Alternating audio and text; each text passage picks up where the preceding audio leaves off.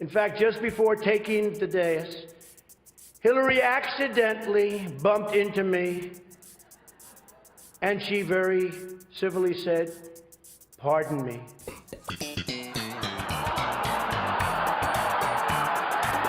And I very politely replied, "Let me talk to you about that after I get into office." I've known Hillary for a long time. This is the first time ever, that Hillary is sitting down and speaking to major corporate leaders and not getting paid for it. True. And Hillary was very gracious. She said if somehow she gets elected, she wants me to be, without question, either her ambassador to Iraq or to Afghanistan. It's my choice.